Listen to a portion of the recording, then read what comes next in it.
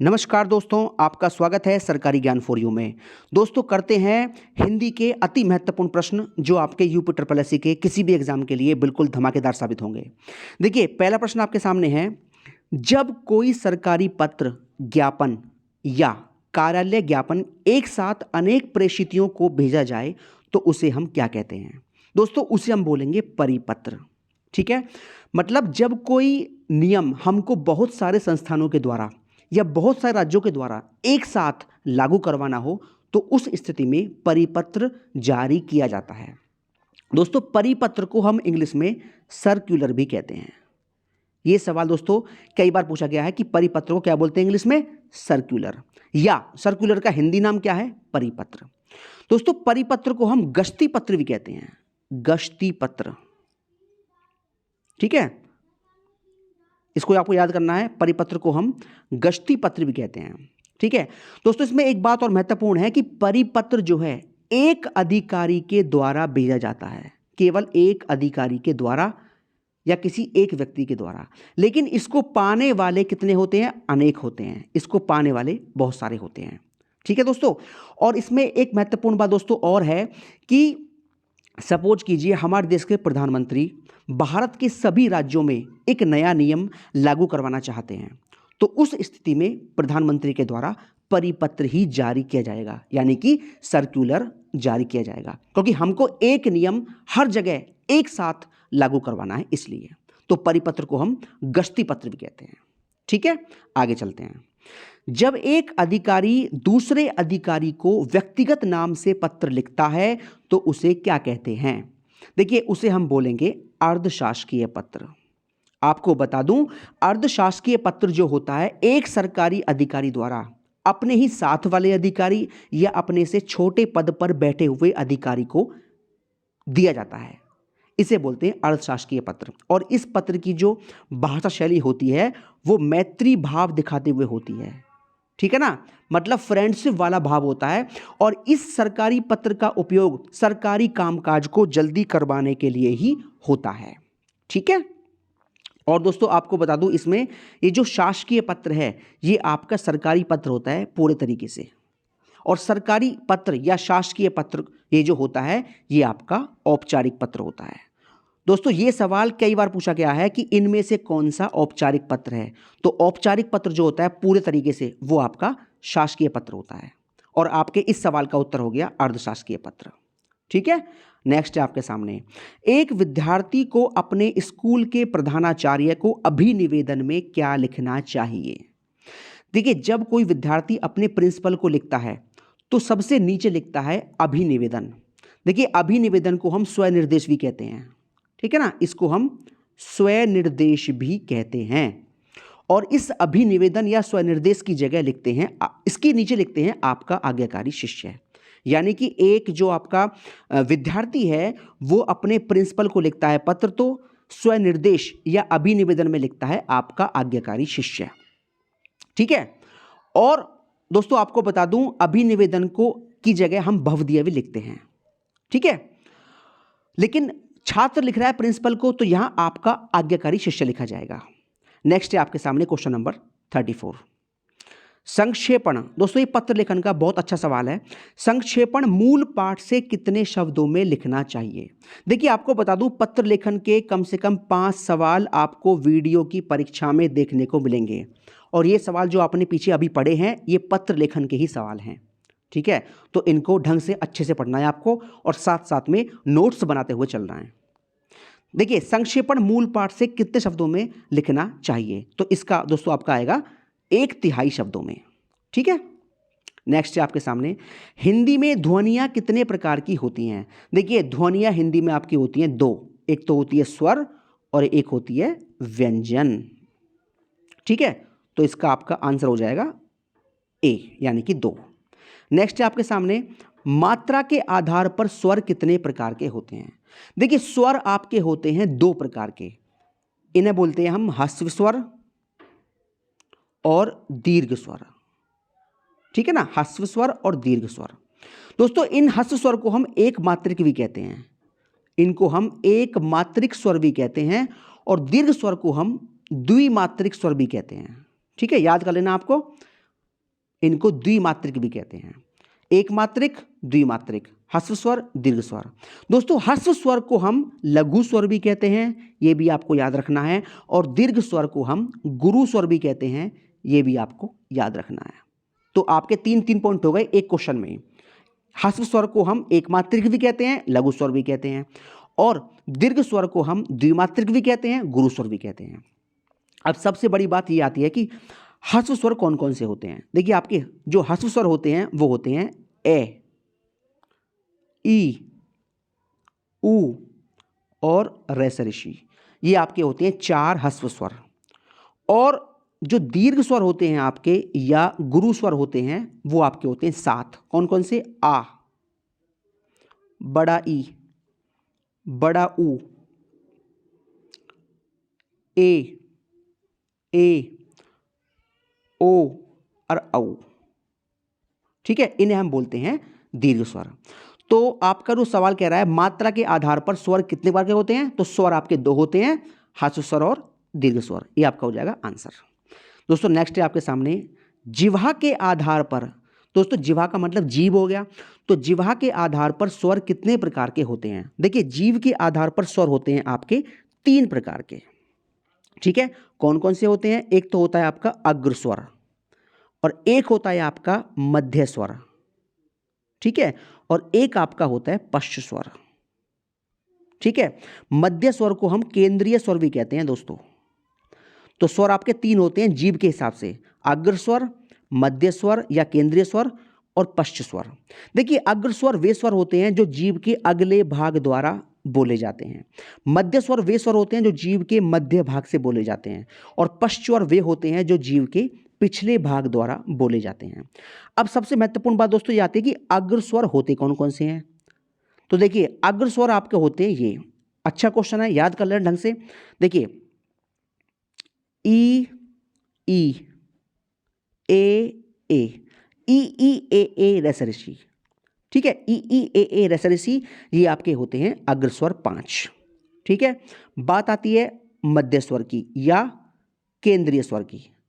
तो आपका जो मध्य स्वर होता है केवल एक होता है, इसे हम बोलते हैं ए। ये होता है मध्य या केंद्रीय स्वर। और जो बाकी आपके बचे होते हैं वो होते हैं पश्च स्वर, जो जीभ के पिछले भाग द्वारा बोले जाते हैं। कौन कौन से बचे? आपका बच गया आ, उ और बड़ा उ, ओ और औ। ठीक है दोस्तों, ये आपके हो गए। तो इसका मतलब ये हुआ कि इसका आंसर आपका हो गया 3। नेक्स्ट है आपके सामने निम्न में से कौन सा शब्द पुल्लिंग है। देखिए पुल्लिंग और स्त्रीलिंग की सबसे बड़ी पहचान आपको बता रहा हूं, और ये पहचान आप कर गए तो जिंदगी में कभी भी स्त्रीलिंग और पुल्लिंग का सवाल गलत नहीं करोगे। पहचान क्या है? जो शब्द आपको दिया है उसका एक वाक्य बना के देख लो। ठीक है भाई, स्त्रीलिंग पुल्लिंग की पहचान आपको हो जाएगी। एक शब्द है आपका दया, तो आप बोलोगे यह मेरी दया है। आप ये नहीं बोलोगे कि यह मेरा दया है, मैंने इस पर दया की है, तो इसका मतलब दया शब्द हो गया स्त्रीलिंग। ठीक है, भाषा हम बोलेंगे यह मेरी भाषा है, तो भाषा भी क्या हो गया? स्त्रीलिंग। आप ये नहीं कहोगे कि यह मेरा भाषा है, यह मेरी भाषा है। माया, यह मेरी माया है, ठीक है ना, ये भी आपका स्त्रीलिंग हो गया। लेकिन जो आभार शब्द है ये आपका हो गया पुल्लिंग, क्योंकि जब आभार शब्द का आप वाक्य बनाते हो ना तो आप कहोगे कि यह मेरा आभार है, मेरा आभार आप पर है। ठीक है, आप ये नहीं बोलोगे यह मेरी आभार है, यह मेरा आभार है, तो आभार शब्द हो गया आपका पुल्लिंग, आंसर इसका। नेक्स्ट है आपके सामने इनमें से कौन सा शब्द पुल्लिंग है। तो सीधी सी बात दोस्तों, अपने आप वाक्य बना के देखिए, आपको पता लग जाएगा। और इसमें आपका पुल्लिंग हो जाएगा कष्ट, यह मेरा कष्ट है, तो कष्ट क्या हो गया? पुल्लिंग शब्द है। ठीक है ना, बाकी ये स्त्रीलिंग है, यह मेरी आशा है, यह मेरी क्षमा है, यह मेरी सेना है। ठीक है, यह मेरा कष्ट है। नेक्स्ट आपके सामने यह इनमें से कौन सा स्त्रीलिंग है। देखिए यह मेरा रूप है, रूप पुल्लिंग होता है, मेरा रूप है ना कि मेरी रूप है ना, रूप पुल्लिंग है। मेरा विवाद है, ये पुल्लिंग है। ये मेरा सार है, मेरी बातों का सार है, ये आपका पुल्लिंग है। लेकिन जो आय है शब्द, ये आपका स्त्रीलिंग है, क्योंकि आय, यह मेरी आय है। ठीक है, आय आपका हो गया स्त्रीलिंग। नेक्स्ट है आपके सामने इनमें से कौन सा स्त्रीलिंग है। सीधी सी बात है, मेरी सभा, आप बोलोगे यह सभा मेरी है, तो सभा आपका हो गया स्त्रीलिंग। ठीक है, तो आपको इसी तरीके से हर शब्द का अपने मन के अंदर वाक्य बना के देख लेना है, कभी भी आप स्त्रीलिंग पुल्लिंग की पहचान करने में गलती नहीं करोगे। ठीक है दोस्तों, नेक्स्ट आपके सामने संधि कितने प्रकार की होती है? बहुत आसान सवाल है। संधि होती है आपकी 3 प्रकार की। कौन कौन सी? स्वर संधि और व्यंजन संधि और आपका विसर्ग संधि। ठीक है दोस्तों, स्वर, व्यंजन, विसर्ग। नेक्स्ट आपके सामने सदानंद। सदानंद शब्द का संधि विच्छेद कीजिए। देखिए सदानंद को आप तोड़ोगे ना तो ये टूटता है ऐसे, सत प्लस आनंद। ठीक है, संधि की तो आपको केवल एक काम करना है, अधिक से अधिक शब्दों को तोड़ के देखना है। ठीक है, तो इसका आपका हो जाएगा ए आंसर, सत आनंद। नेक्स्ट आपके सामने दोस्तों, पुस्तकालय में कौन सी संधि है? देखिए पुस्तकालय को आप तोड़ते हो ना तो टूटेगा ऐसे, पुस्तक प्लस आलय। ठीक है, अब आपको पहचानना है संधि। देखिए कै आ रहा है, कै, इसका मतलब कै के लास्ट में आपको ए का भाव आ रहा है। कै लास्ट में ए है तो यहां तो आपको ए का भाव निकल रहा है और यहां आपका हो गया ये आपका आ। ठीक है ना, तो ये ए प्लस आ, तो जहां ए के बाद आ आए वहां आपकी होती है दीर्घ संधि। ठीक है, ए आ, ई उ रसरेसी अगर एक साथ आए तो आपकी दीर्घ संधि आती है वहां। तो यहां ए के बाद आ रहा है तो इसका मतलब आपका हो गया इसका आंसर दीर्घ संधि। नेक्स्ट आपके सामने अभ्युदय। अभी प्लस उदय, इसको जोड़ने पर क्या आएगा दोस्तों? इसको जोड़ने पर आएगा अभ्युदय, यानी कि ये वाला आपका अभ्युदय, इसका आपका ए हो जाएगा। नेक्स्ट आपके सामने यथासंभव में कौन सा समास है? देखिए दोस्तों, जिन शब्दों की शुरुआत में अगर ये शब्द आए, कौन कौन से? अनु, आ, प्रति, भर, अनु, आ, प्रति, भर, यथा, यावत और हर। आपको याद रखना है, जिन शब्दों की शुरुआत में अनु, आ, प्रति, भर, यथा, यावत, हर, अगर इनमें से कोई भी एक शब्द आ गया तो उसे बोलते हैं अव्ययी भाव समास। ठीक है दोस्तों, आपको याद रखना है, इसमें आपका हो गया यथासंभव में होता है अव्ययी भाव समास। दोस्तों एक बात और बता दूं, अव्ययी भाव समास में पूर्व पद प्रधान होता है। ठीक है ना, इसमें होता है आपका पूर्व पद प्रधान होता है और तत्पुरुष, कर्मधारय और दिगु, इन तीनों में क्या होता है? उत्तर पद प्रधान होता है। ठीक है, और आपका द्वंद्व समास में दोनों पद प्रधान होते हैं और बहुव्रीहि समास में कोई भी पद प्रधान नहीं होता। ठीक है, तो यहां आपका ये वाला पद प्रधान है, यानी कि पूर्व पद। जो शुरू वाला पद पूर्व पद और बाद वाला पद उत्तर पद। ठीक है दोस्तों, ये आपका हो गया पूर्व पद और ये आपका होता है उत्तर पद। ठीक है दोस्तों, तो जहां जहां आपको ये शब्द मिले तुरंत मार दो, आंख देख बिना देखे मार दीजिए अव्ययी भाव समास। नेक्स्ट है आपके सामने परमेश्वर में कौन सा समास है? देखिए परमेश्वर, ईश्वर की बता रहा है विशेषता कि वो परम है, इसका मतलब ये तो हो गया पूर्व पद, ये हो गया उत्तर पद। अभी आपको मैंने बताया था कि जहां उत्तर पद प्रधान होता है वहां तत्पुरुष, कर्मधारय, द्विगु ये समास होते हैं, लेकिन जहां एक शब्द दूसरे की बताए विशेषता वहां होता है कर्मधारय समास।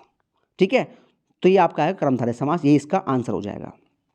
ठीक है, क्योंकि यहां ईश्वर की बता रहा है क्वालिटी की वो परम है ना, तो इसका आपका हो गया कर्मधारय समास। नेक्स्ट आपके सामने अधियक्ष में कौन सा उपसर्ग है? देखिए अगर अधियक्ष को आप तोड़ते हो तो ये आपका टूटता है ऐसे, अधि प्लस अक्ष। ठीक है, तो इसमें उपसर्ग हो गया आपका अधि, और यहां दोस्तों गलत लिखा हुआ, ये अधि है ना कि अभी है, तो ये सही वर्ड इसका हो गया अभी, सॉरी अधि। ठीक है ना, ये आपका हो गया अधि, इसका मतलब इसका आंसर है ए। और नेक्स्ट आपके सामने संग्राम में कौन सा उपसर्ग है बताइए? देखिए संग्राम को आप तोड़ते हो ना तो ये टूटता है ऐसे, सम प्लस ग्राम। ठीक है, तो संग्राम में आपका उपसर्ग हो गया सम, तो इसका मतलब ये हुआ कि इसमें बी एस का आंसर हो जाएगा। ठीक है, और लास्ट क्वेश्चन है आपके सामने सावधानी में कौन सा प्रत्यय है? देखिए सावधानी में जो प्रत्यय आपका आएगा वो आपका आएगा ई। ठीक है ना, सावधान प्लस ई। ठीक है, तो सावधान प्लस ई, तो प्रत्यय हमेशा लास्ट वाला होता है, उपसर्ग हमेशा शुरू वाला होता है, तो आपका ई हो गया इसमें प्रत्यय। दोस्तों ये हो गया आपका वीडियो हिंदी के बहुत ही महत्वपूर्ण प्रश्न। दोस्तों अगर वीडियो पसंद आई हो तो वीडियो को लाइक कर दीजिए, चैनल को सब्सक्राइब कर लीजिए और बेल आइकन बटन को प्रेस कर लीजिए ताकि आपको ऐसे ही धमाकेदार क्वेश्चन मिलते रहें, जिससे आप यूपी ट्रिपल एससी के 2023 में आने वाले किसी भी एग्जाम में झंडे गाड़ सको। बहुत बहुत धन्यवाद दोस्तों। जय हिंद, जय भारत।